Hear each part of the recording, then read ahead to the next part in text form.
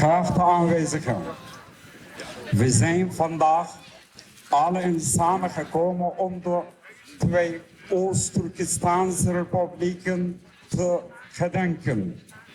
Deze zijn opgericht op 12 november 1933 te Kashgar en op 12 november 1944 te Golja.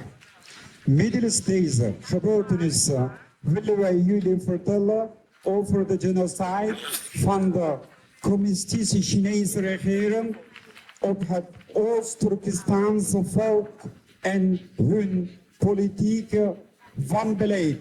Dat is gestoeld op het uitmoorden en uitroeien van de Uyghurren, Kazachen, Kirgizen en Oezbeken.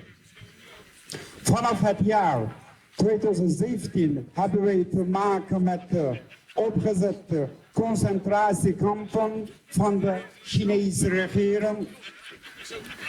Deze staan gelijk met de nazi-kampen uit de Tweede Wereldoorlog.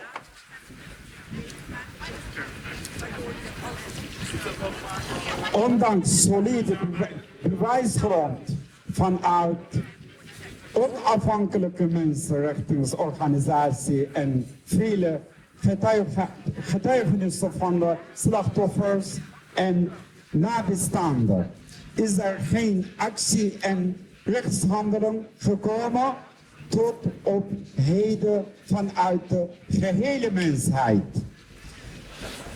Integendeel heeft de Chinese regering hun wanbeleid voortgezet in de genocide verergerd. Wij ondergaan al 75 jaar het onrecht van Chinese regering. Hoe onoprecht, misleidend en boosaardig China wel niet is, wordt klaarblijkelijk in hun houding naar de Palestijns-Israëlische oorlog. China behoort aanvankelijk verantwoording af te leggen voor de Oost-Turkistaanse genocide. Met welk eer en lef durven ze te spreken over de Palestijnen?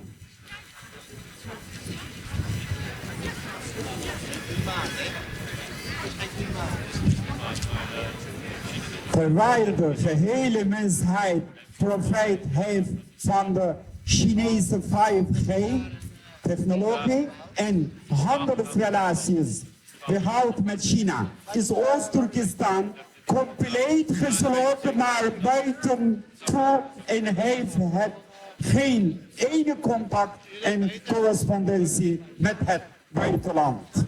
Op dit moment is Oost-Turkistan een openluchtgevangenis.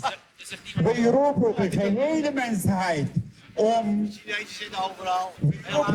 gehele mensheid om Oost-Turkistan te steunen en naast hun te staan.